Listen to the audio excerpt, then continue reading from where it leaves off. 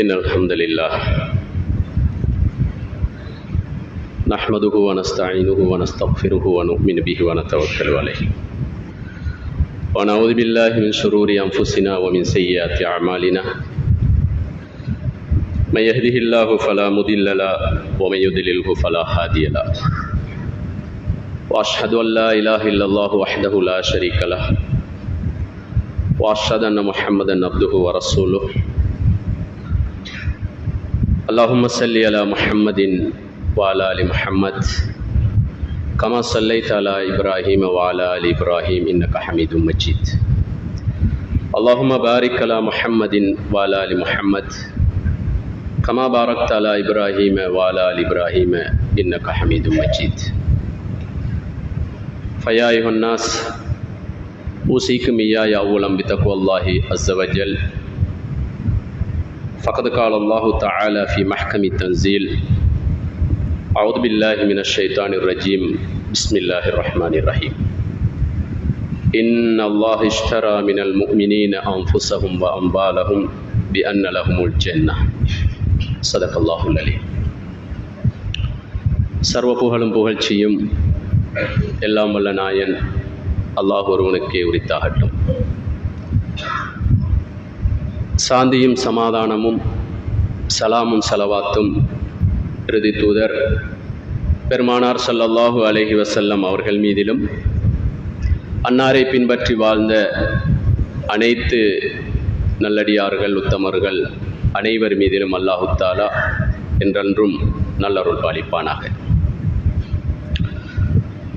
புனித மிகுந்த ஜுமாவுடைய கடமையை நிறைவேற்றுவதற்காக வேண்டி அல்லாஹு தஆலாவுக்கு விருப்பமான இடத்திலே ஒன்று கூடியிருக்கும் அல்லாஹ்வின் நல்லடியார்களே, பெரியார்களே, சகோதரர்களே, வாலிபர்களே, சிறார்களே, அல்லாஹு தஆலா எவற்றை நாங்கள் எடுத்து நடக்க வேண்டும் என்று கட்டளையிட்டு சொன்னானோ அவற்றை எமது வாழ்க்கையில் எடுத்து நடக்கின்ற விடயத்திலும் எவை கூடாதவை தவிர்ந்து வாழ வேண்டியவை என்று தடை விதித்தானோ அவை அனைத்திலிருந்தும் முற்று முழுதாக தவிர்ந்து விலகி வாழ்ந்து கொள்ளுமாறு ஆரம்பத்திலே உங்கள் அனைவருக்கும் அன்பாக எத்தி வைக்கிறேன்.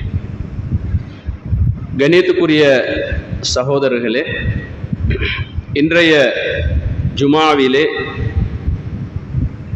நாங்கள் உங்களோடு பேசுவதற்காக எடுத்துக்கொண்ட ஒரு தலைப்புத்தான் நவீன ஜாஹிலியத்தும் இன்றைய இளைஞர்களும். நவீன ஜாஹிலியத் என்பதை நாங்கள் விளங்கிக் கொள்ள வேண்டிய தேவை இருக்கிறது. அதே நேரம் அந்த ஜாஹிலிய சிந்தனையினால், அந்த கருத்துக்களினால் உள்வாங்கப்படுகின்ற, வேகமாக அதற்கு உட்படுகின்ற ஒரு சமூகம்தான் இளைஞர் சமூகம். எனவே இவை இரண்டையும் பற்றிய ஒரு விளக்கத்தை முடியுமான வரைக்கும் இந்த குறுகிய ஒரு நேரத்திற்குள் நாங்கள் பெற்றுக்கொள்வோம். வல்லவன் அல்லாஹு தஆலா அதிலே பூரணமான விளக்கத்தை, விடயத்தை தருவதற்கு எனக்கு அருள் புரிகின்ற அதே நேரம் அதை பெற்று வாழ்க்கையிலே நடைமுறைப்படுத்துகின்ற, வாழ்க்கையில் அதற்கு மாற்றமான சிந்தனைகள் இருந்தால் அவற்றை விற்றும் தூர விலகுகின்ற மனோநிலையையும் அல்லாஹு தஆலா எங்கள் ஒவ்வொருவருக்கும் தந்தருள் புரிய வேண்டும் என்று நான் ஆரம்பத்திலே அல்லாஹ்வை பிரார்த்தித்துக் கொள்கிறேன். கண்ணியத்துக்குரிய சகோதரர்களே, இந்த தலைப்பை நாங்கள் புரிந்து கொள்ள வேண்டும் என்றால் முதலிலே நாங்கள் ஜாஹிலியத் என்றால் என்ன என்பதை விளங்கிக் கொள்ள வேண்டும். அதாவது இஸ்லாம் என்பது வேறு, ஜாஹிலியத் என்பது வேறு. இஸ்லாத்திற்கு நேரெதிரானது தான் ஜாஹிலியத் என்பது. லா இலாஹ இல்லல்லாஹ் முஹம்மதுர் ரசூலுல்லாஹ் என்ற கலிமாவை சொல்லி வாழுகின்ற ஒரு மனிதன், ஒரு முஸ்லிம் அல்லது ஒரு மூமின், ஒரு காலை ஜாஹிலியத்திலும் மறுகாலை இஸ்லாத்திலும் வைத்து வாழ முடியாது. ஏனென்றால் அல்லாஹு தஆலா அல் குர்ஆனிலே இஸ்லாத்தை பற்றி பல்வேறு விடயங்களை சொல்கின்ற அதே நேரம் இப்படி ஒரு வசனத்தை சொல்கிறான், உதுஹுலு ஃபிஸ் ஸில்மி காஃபா, மார்க்கத்திற்குள் நீங்கள் பூரணமாக நுழைந்து விடுங்கள் என்று சொல்கிறான். ஃபமை யப்த கைரல் இஸ்லாமி தீனன் ஃபலன் யுக்பல மின்ஹு. இன்னொரு இடத்தில் சொல்கின்ற பொழுது, இஸ்லாமிய சிந்தனை, கொள்கை, கோட்பாடுகள் அல்லாத ஒன்றை ஒரு மனிதன் விருப்பத்திற்குரியதாக எடுத்து நடந்தால் அவனிடத்திலே அது அங்கீகரிக்கப்பட மாட்டாது, ஏற்றுக்கொள்ளப்பட மாட்டாது என்று இந்த 2 வசனங்களிலும் தெளிவுபடுத்துகிறான். அதாவது ஒரு முஸ்லிமை பொறுத்தவரையில் அவனுடைய சிந்தனை, அவனுடைய நடத்தை, அவனுடைய கொள்கை, அவனுடைய கோட்பாடு, அவனுடைய வாழ்க்கை, இவை அனைத்தும் இஸ்லாமாக இருக்க வேண்டும். இஸ்லாத்திற்கு முரணானவைகளை இஸ்லாம் ஜாஹிலியத்தாக பார்க்கிறது. இஸ்லாத்திற்கு முரணான கோட்பாடுகள், கொள்கைகள், சிந்தனை பிரிவுகள், இவை அனைத்தையெல்லாம் இஸ்லாம் பிழையானதாக காண்கிறது. எனவே ஜாஹிலியத் என்பது பல அர்த்தங்களை கொண்டது என்பதை நாங்கள் புரிந்து கொள்ள வேண்டும். முதலாவது, அது இஸ்லாத்திற்கு நேரெதிரானது. ஒரு முஸ்லிம் ஒரு காலை ஜாஹிலியத்திலும் இன்னொரு காலை இஸ்லாத்திலும் வைத்து வாழ முடியாது. அவன் முழுமையாக இஸ்லாத்திற்குள் நுழைந்து வாழ வேண்டும். அதே போன்றுதான் ஜாஹிலியத் என்ற ஒரு அம்சம் பல அர்த்தங்களை கொண்டதாகவும் அல் குர்ஆனிலே பேசப்பட்டிருப்பதை நாங்கள் பார்க்கலாம். அல்லாஹ் தஆலா இப்படி ஒரு வசனத்தை சொல்கிறான். வகர்ன ஃபீ புயூதிகுன்ன வலா தபர்ருஜுன தபர்ருஜல் ஜாஹிலியத்தில் ஊலா.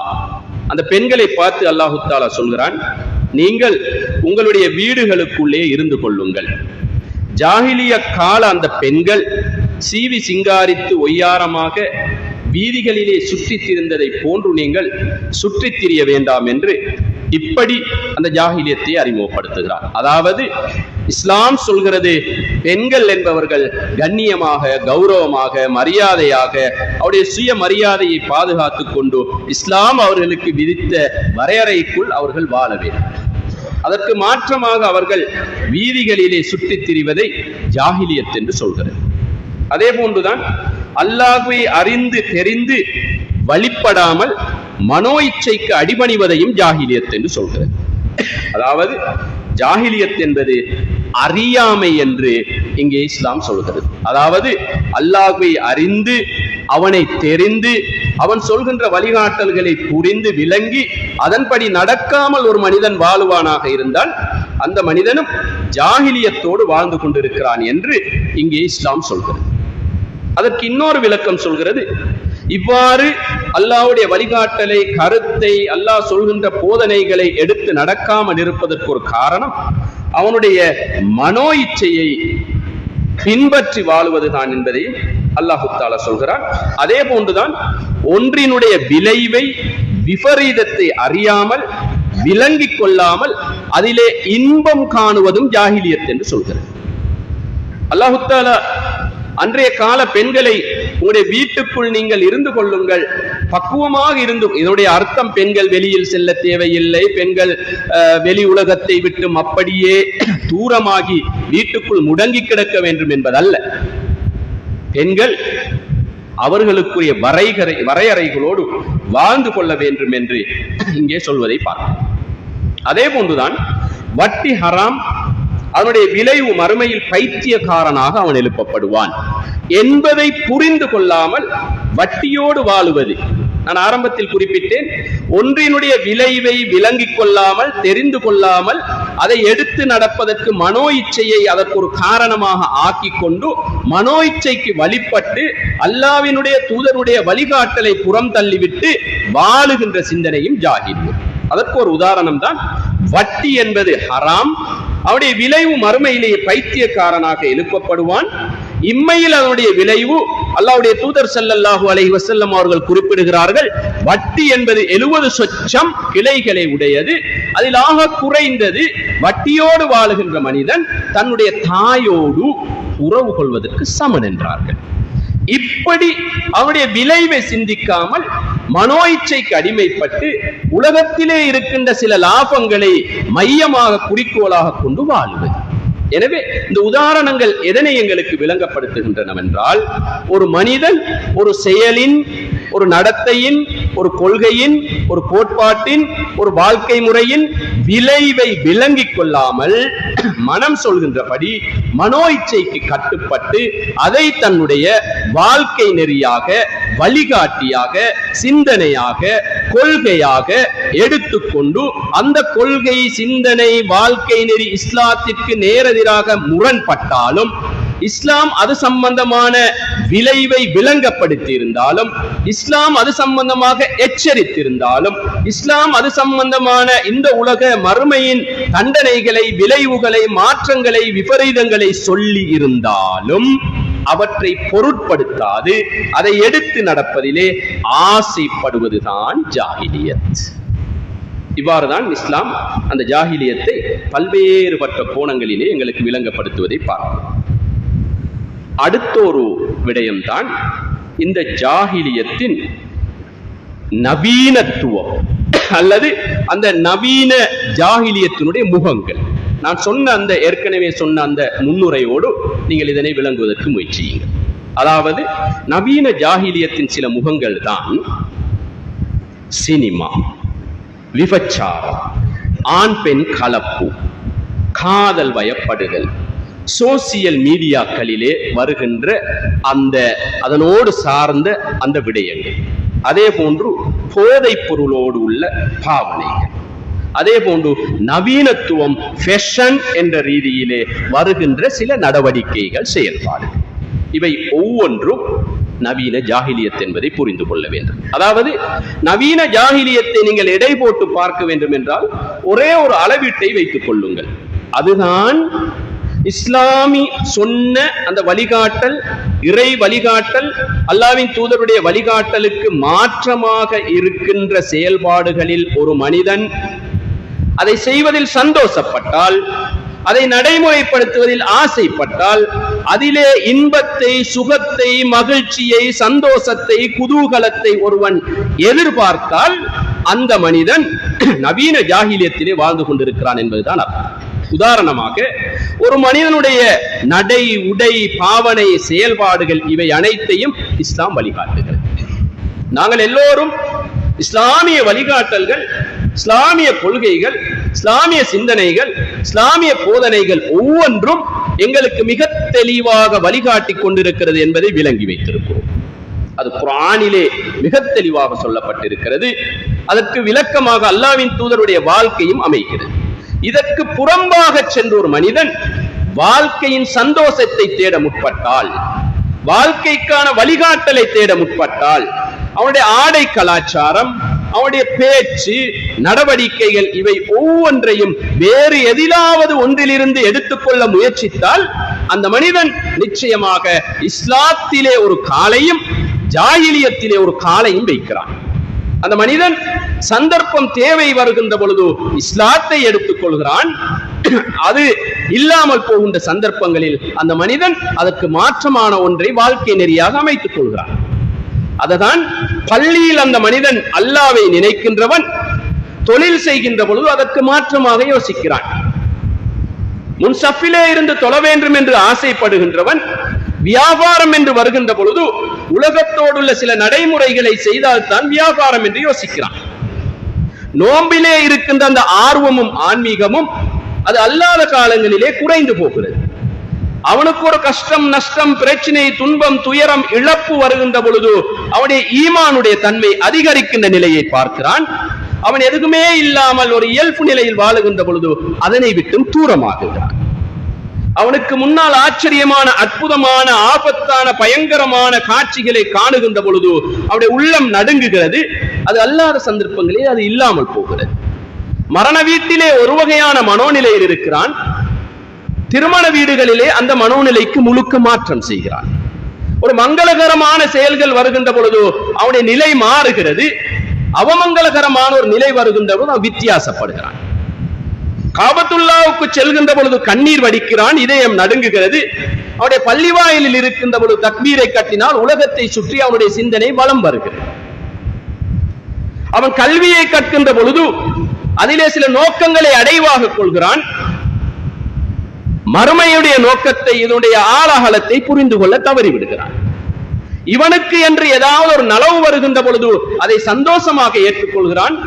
ஒரு நஷ்டம் என்று வருகின்ற பொழுது அங்கே அந்த நாட்டிலே இருக்கின்ற சட்டங்களையோ அல்லது அவனுக்கு சார்பான சில விடயங்களையோ அவன் தனக்குரிய வாய்ப்பாக எடுத்துக் கொள்கிறான். அது பொய்யாக பிழையாக இருந்தால், உதாரணமாக காணி சம்பந்தப்பட்ட விடயங்கள், பக்கத்து வீட்டு மனிதர்களோடு வாழுகின்ற விடயங்கள், கூட தொழில் செய்கின்ற மனிதர்களோடு நடந்து கொள்கின்ற விடயங்கள், தன்னை விட ஒரு மனிதன் தரத்திலும் அந்தஸ்திலும் உயர்ந்து விடக்கூடாது அல்லது உயர்ந்து விட்டால் வருகின்ற விடயங்கள், போட்டித்தன்மைகள், பொறாமைத்தன்மைகள், குரோதத்தன்மைகள், பகைமைகள், இப்படியான இந்த சந்தர்ப்பங்களில் எல்லாம் மதிப்புக்குரிய சகோதரர்களே, நீங்கள் ஒவ்வொருவரும் உங்களுடைய வாழ்க்கையை யோசித்து பாருங்கள்.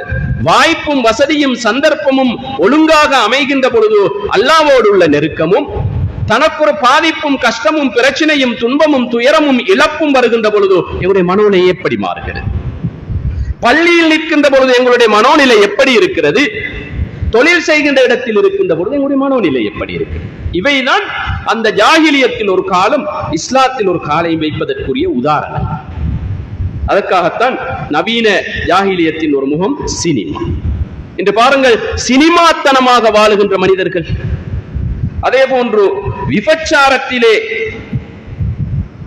விபச்சாரம், அல்லாஹ்வுடைய தூதர் ஸல்லல்லாஹு அலைஹி வஸல்லம் அவர்கள் சொன்னார்கள், விபச்சாரம் என்பது ஒரு மனிதன் அவனுடைய மர்மஸ்தானங்களினால் உறுப்புகளினால் செய்வது மாத்திரமல்ல. அல்லாஹ்வுடைய தூதர் சொன்னார்கள், கண்கள் விபச்சாரம் செய்கின்றன, நாவு விபச்சாரம் செய்கிறது, ஏனைய உறுப்புகள் விபச்சாரம் செய்கிறது. அல்லாஹ்வுடைய தூதர் ஸல்லல்லாஹு அலைஹி வஸல்லம் அவர்கள் சொன்னார், கண்களால் விபச்சாரம் செய்கின்ற எத்தனை பேரை பார்ப்போம்?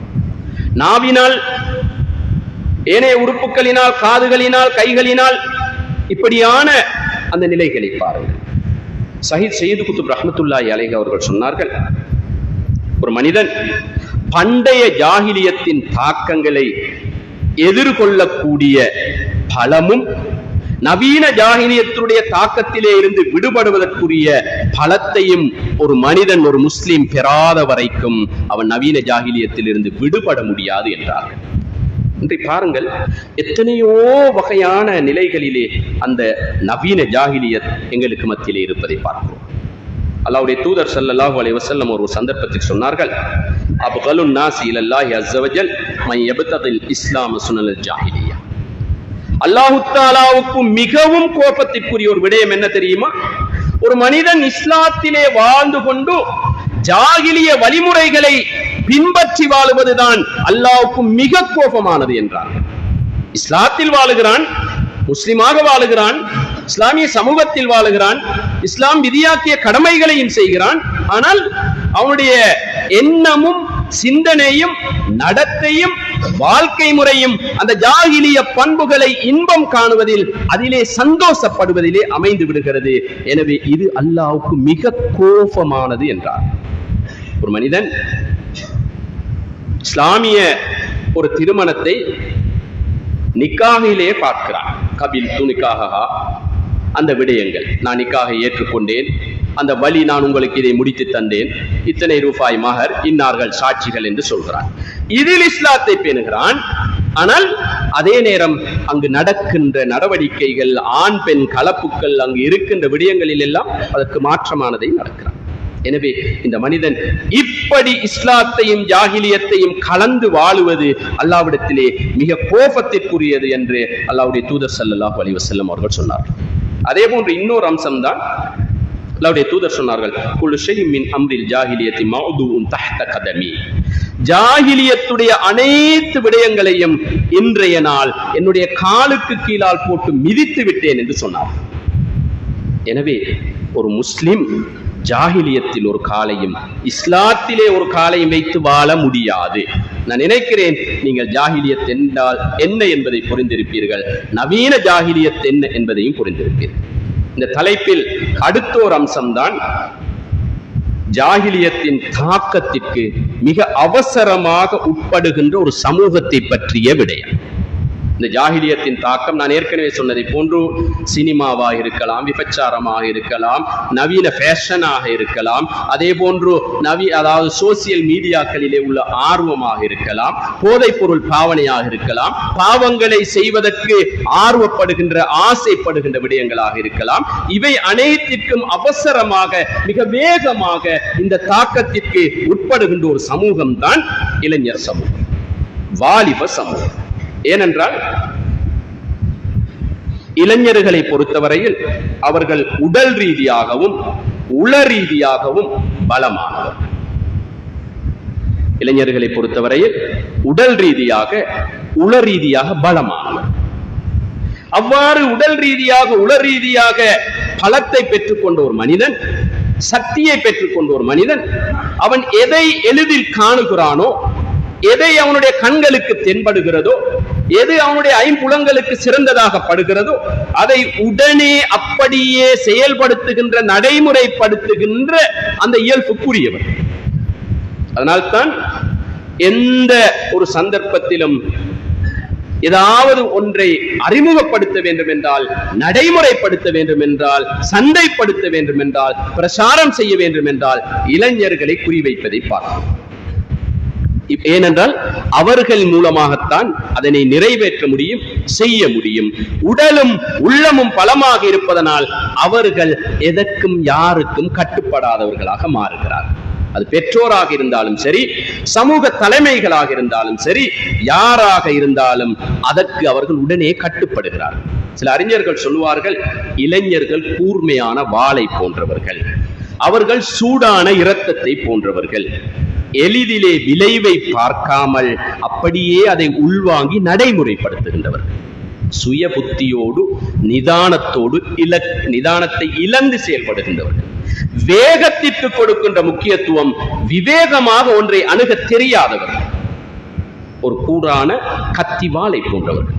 அது யாருடைய கையில் கிடைக்கிறதோ அதை அவன் எதற்கும் பயன்படுத்தலாம். இப்படிப்பட்டவர்களாக இருப்பார்கள். எனவே மிக வேகமாக, அவசரமாக இந்த நவீன ஜாஹிலியத்தின் தாக்கத்திற்கு உட்படுகின்றவர்கள் இளைஞர்கள். அதனால் தான் இந்த தலைப்பிலே நாங்கள் இன்னொரு பகுதியாக நவீன ஜாஹிலியத் என்பதை விளங்கிக் கொள்கின்ற அதே நேரம் அந்த ஜாஹிலியத்திற்கு, நவீன ஜாஹிலியத்திற்கு அவசரமாக உட்படுகின்ற இளைஞர் சமூகத்தை பற்றியும் பேச வேண்டிய ஒரு தேவை இருக்கிறது. கண்ணியத்துக்குரிய சகோதரர்களே,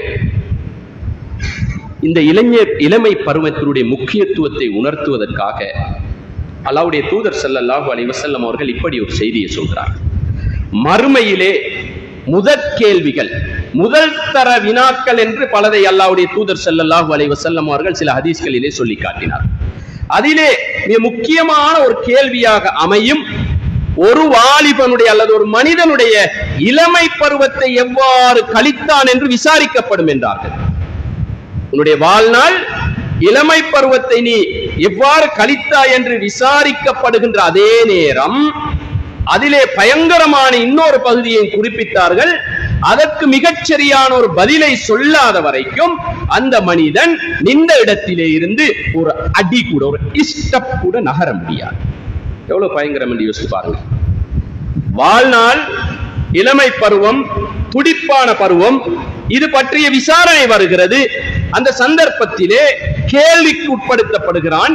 கேள்விக்குட்படுத்தப்பட்டு அதற்கு மிக தெளிவான பதிலை சொல்லாத வரைக்கும் அந்த மனிதன் அந்த இடத்திலிருந்து நகர முடியாது என்றார். அதே போன்றுதான் அவனுடைய சிறப்பை பேசுவதற்கு அல்லாஹ்வின் தூதர் சொல்கிறார். அவனுடைய ஆழ அகலத்தை, பயங்கர தன்மையை சொல்வதற்காக இப்படியும் சொல்கிறார். அதே போன்றுதான் இன்னொரு சந்தர்ப்பத்திலே சொல்கிறார்கள், அது எந்த அளவுக்கு முக்கியமான ஒரு பருவம் என்றால், அல்லாஹு தஆலா நாளை மறுமையிலே சபஅத்துன் யுதில்லுஹுமுல்லாஹு ஃபீ தில்லி யௌம லா தில்ல இல்லா தில்லு, நிழலே இல்லாத என்ற நாளையில் 7 கூட்டத்தினர்களுக்கு அல்லாஹ் நிழல் கொடுக்கிறான்.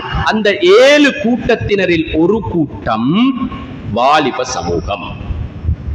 ஷாபுன் நஷஅ ஃபீ இபாதத்தில்லாஹி வஹ், அல்லாஹு தஆலாவுக்காக அல்லாஹ்வை வணங்கி வாழ்க்கையை கழித்த ஒரு இளைஞர் கூட்டம். அவர்களுக்கு அரிசிலே நிழல் கிடைக்கிறது. அப்படி என்றால் இந்த செய்திகளின் மறுபக்கம் என்ன தெரியுமா? அல்லாஹ்வை வணங்காது, இறை சிந்தனை அற்று, அல்லாஹ்வுடைய ஞாபகம் அற்று, அல்லாஹ்வை வணங்காது வாழுகின்ற இளைஞர்கள் இந்த பாக்கியத்தை இழக்கிறார்கள். இந்த பாக்கியம் அவர்களுக்கு கிடைக்காது என்று சொல்கிறார்கள். இது அந்த பருவம் சம்பந்தமாக சொன்ன சில ஹதீஸ்கள். அதே போன்றுதான் சில மாதிரிகளையும் அல்லாஹ்வுடைய தூதர் அந்த சஹாபாக்களிலே காண்பித்து தந்தார்கள். சில மாடல்களை அந்த சமூகத்திலே அல்லாஹ்வின் தூதர் எங்களுக்கு நடைமுறையாக காட்டி தந்தார்கள். எத்தனையோ சஹாபாக்கள் இளைஞர்களாக வாழ்ந்திருக்கிறார். சஅத் இப்னு அபி வக்காஸ், ஸஅலபத் இப்னு அப்துர் ரஹ்மான், முஸஅப் இப்னு உபைர், ஹுபைப் இப்னு அதி அல் அன்சாரி, போன்ற அந்த சஹாபாக்கள். இவருடைய வரலாறுகள் அனைத்தையும் இங்கு சொல்ல முடியாது. சில சஹாபாக்கள் எனக்கு தெரியும். முஸ்அப் இப்னு உமைர் ரலியல்லாஹு அன்ஹு அவர்கள் மிகச் செல்வத்திலே வாழ்ந்த மனிதர்.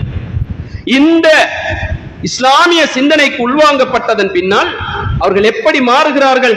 கஃன் செய்வதற்கு அவர்களுக்கு துணி இல்லாத நிலையிலே இந்த உலகத்தை விட்டு பிரிகிறார்கள்.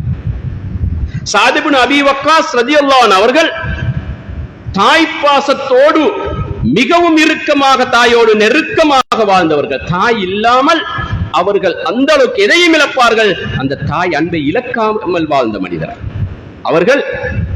இந்த சிந்தனைக்கு உள்வாங்கியதன் பின்னால் அந்த தாய் எத்தனையோ பல விடயங்களை சொல்லிவிட்டு இவரிடத்திலே இருக்கிற ஒரு பலகீனத்தை இறுதியாக அவர்கள் சுட்டிக்காட்டுது. அதுதான் தாய் சொன்னால் எதையும் கேட்பார், தாய்க்காக எதையும் தியாகம் செய்வார் என்ற சிந்தனையிலே அந்த தாய் பாசத்தை இறுதியாக விலை பேசுகிறார்கள். என்ன தெரியுமா சாதே, நீங்கள் இந்த இஸ்லாமிய சிந்தனையை ஏற்றுக்கொண்டதாக நான் அறிகிறேன். இது நீங்கள் விடவில்லை என்றால் நான் எதுவும் சாப்பிடவும் மாட்டேன், குடிக்கவும் மாட்டேன், என்னுடைய உயிரை நான் அப்படியே இல்லாமல் ஆக்கிக் கொள்வேன் என்று சொல்கிறார்கள். இந்த நேரத்தில் ஒரு நாள், 2 நாள், 3 நாள் இந்த சஹாபியும் பார்க்கிறார்கள். தாயோடு அளவு கடந்த அன்புள்ள ஒரு பிள்ளை துடித்து போவார்களா இல்லையா? தன்னுடைய தாய் சாப்பிடுவதும் இல்லை, குடிப்பதும் இல்லை, பட்டினியோடு தாகத்தோடு இருக்கிறார்கள். அதற்கு நான் காரணம் என்றால் தாய்ப்பாசத்தை உள்ளத்திலே ஆழமாக பதிந்து கொண்ட பிள்ளைகளுடைய மனோநிலை எப்படி இருக்கும்? 3வது நாள் அந்த சஅத் இப்னு அபீ வக்காஸ் ரலியல்லாஹு அன்ஹு அவர்கள் அந்த தாயை பார்த்து சொல்கிறார்கள், யா உம்மா, என அருமை தாயே, நீங்கள் சாப்பிடாமல் குடிக்காமல் இருக்கிறீர்கள். ஆனால் ஒன்றை நீங்கள் புரிந்து கொள்ளுங்கள். இன் கானத் லக்கி மிஅத்து ரூஹின் வ தذهب ரூஹன் ரூஹன் மா தரக்து ஹாதா தீன அபதா.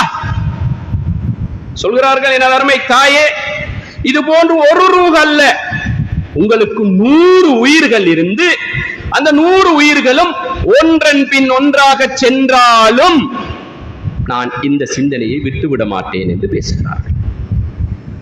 இதுதான் அந்த இளைஞர்களுடைய மாதிரி.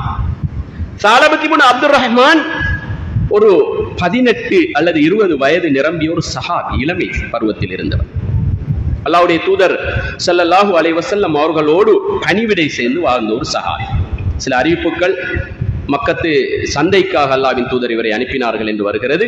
ஒரு அன்சாரி சஹாபி மதீனாவிலே, அல்லது ஒரு மதீனாவிலே இன்னொரு சகோதரருடைய வீட்டுக்கு, சஹாபியின் வீட்டுக்கு சென்று ஒரு தகவலை சொல்லி இவர் அனுப்பினார்கள் என்று வருகிறது. செல்கின்றவர்கள் வீதியில் செல்கின்ற பொழுது ஒரு இடத்திலே ஒரு காட்சியை பார்க்கிறார்கள். அது என்ன காட்சி என்றால், ஒரு வீட்டிலே ஒரு திரைச்சீலை அசைந்து கொண்டிருக்கிறது. அதற்கு பின்னால் யாரோ தண்ணீர் ஊற்றுவதை போன்ற ஒரு சத்தம் கேட்கிறது. அந்த திரையை அகற்றிவிட்டு பார்த்தார், ஒரு இளம் யுவதி குளித்துக் கொண்டிருப்பதை பார்க்கிறார். எதேர்ச்சையாக நடந்த ஒரு நிகழ்வு. ஆனால் இந்த சஹாபி என்ன செய்கிறார்கள் என்றால், அவருடைய உள்ளத்தில் இருந்த அந்த இஸ்லாமிய சிந்தனை, அந்த கொள்கை, அல்லாஹ்வை பற்றிய நம்பிக்கை, பயம், அல்லாஹ்வின் தூதர் மீது கொண்ட அன்பு அவர் எந்த அளவுக்கு தடுக்கிறது என்றால், நான் ஒரு கேவலமான செயலை செய்து விட்டேன், அல்லாஹ்வின் தூதரை நான் எப்படி சென்று பார்ப்பது என்று நினைத்து அந்த சஹாபி தன்னுடைய கால் போன போக்கிலே மக்கா மதீனாவினுடைய எல்லையை விட்டு தூர சென்று விட்டார்கள். ஒரு நாள், 2 நாள், 3 நாள், கிட்டத்தட்ட 40 நாட்கள் இந்த சஹாபியை காணவில்லை. அல்லாஹ்வின் தூதர் உமர் ரலியல்லாஹு அன்ஹு அவர்களை, சல்மான் ரலியல்லாஹு அன்ஹு அவர்களை அழைத்து கேட்கிறார்கள், ஐன சாலபா, சாலபா எங்கே என்று கேட்கிறார்கள். யாருமே காணவில்லை. அப்பொழுது அல்லாஹ்வின் தூதர் சொல்கிறார்கள், அவரை சென்று தேடி வாருங்கள். மதீனாவின் எல்லையை விட்டு சென்று ஒரு ஆட்டிடையனை சந்தித்து கேட்கிறார்கள். அங்கு அடையாளங்களை சொல்லி, இப்படி யாரையாவது நீங்கள் பார்த்தீர்களா? அந்த ஆட்டிடையன் சொல்கிறான், ஒருவரை பார்த்தோம், ஆனால் நீங்கள் சொல்வதை போன்றில்லை. ஆனால் ஒருவர் இருக்கிறார், சதாவும் அழுது கொண்டே இருக்கிறார், எங்கும் வரமாட்டார், இதோ இந்த மலையடிவாரத்திலே இருக்கிறார், பார்வைக்கு இருட்டு விழுந்ததன் பின்னால் இவர் வருவார், யாரோடும் கதைக்க மாட்டார், நீங்கள் இருட்டடைந்ததன் பின்னால் வாருங்கள், அவரை காட்டுகிறேன், நீங்கள் சந்திக்கலாம் என்று சொல்கிறார். இந்த 2 சஹாபாக்களும் மறைந்து நிற்கிறார்கள். இருட்டடைந்ததன் பின்னால் வருகிறார் ஒருவர், தள்ளாடி தள்ளாடி பார்த்தால் இவர்களுக்கு அடையாளம் தெரியவில்லை. அவர்தான் சாலபத் இப்னு அப்துர் ரஹ்மான். ஓடி சென்று பிடிக்கிறார்கள். அவர் இவர்களிடத்திலிருந்து தப்பித்தோட முயற்சிக்கிறார். இவர்கள் சொல்கிறார்கள், அல்லாஹ்வின் தூதர் உங்களை காணவில்லை என்று தேடிக்கொண்டிருக்கிறார்கள், வாருங்கள் என்று. பொழுது அல்லாஹ்வின் தூதரிடத்திலே வந்ததும் அவர் கேட்ட வார்த்தை என்னவென்றால், யா ரசூலல்லாஹ், நான் குற்றவாளி என்று ஏதாவது குர்ஆனிய வசனங்கள் இறங்கியதா என்று கேட்கிறார்கள். அல்லாஹ்வின் தூதர், மா ஷானுக யா சாலபா, உன்னுடைய விடயம் என்ன என்று கேட்கிறார். அப்பொழுது அவர் சொல்கிறார், யா ரசூலல்லாஹ், எனக்காக அல்லாஹ்விடத்திலே என்னுடைய பிழைகள் பொறுக்கப்படுவதற்காக மன்னிப்பை கேளுங்கள் என்று சொல்கிறார். அதற்கு பின்னால் அல்லாஹ்வின் தூதர் கேட்கிறார்கள், நீ எதையாவது உணர்கிறாயா என்று கேட்ட பொழுது அந்த சஹாபி சொல்கிறார், யா ரசூலல்லாஹ், எனது உடம்பிலே எறும்பு ஊறுவதை போன்ற ஒரு உணர்வு வருகிறது என்று அல்லாஹ்வின் தூதர் சொன்னார்கள். நீ வஃபாத்தாக போகிறாய் என்று சொன்னார்கள். அவர்கள் வஃபாத் ஆகிறார்கள். அல்லாஹ்வுடைய தூதர் ஸல்லல்லாஹு அலைஹி வஸல்லம் அவர்கள் அவரை அடக்கம் செய்யும் வரைக்கும் அவருடைய கைகளிலே சுமந்து கொண்டிருந்ததாகவும் வரலாறு சொல்கிறார். இதெல்லாம் அந்த இளைஞர்களின் மாதிரிகள்.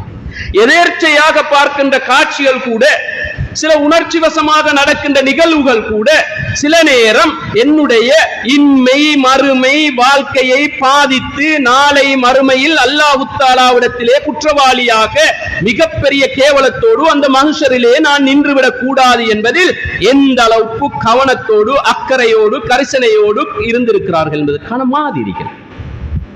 பாருங்கள், இது எதேர்ச்சையாக நடக்கிறது. ஆனால் அதற்காக நேரத்தை, காலத்தை, பணத்தை விரயம் செய்து கையில் இருக்கின்ற அந்த மொபைல்களில் இதைவிட எவ்வளோ அசிங்கங்களை பார்க்கின்ற இளைஞர்களை பார்க்கிறோம்.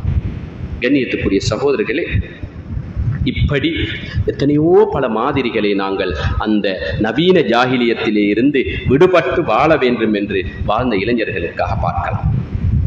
அதே போன்றுதான் கண்ணியத்துக்குரிய சகோதரர்களே, மனிதனுடைய உடல் என்பது முக்கிய 3 கூறுகளை கொண்டிருக்கிறது.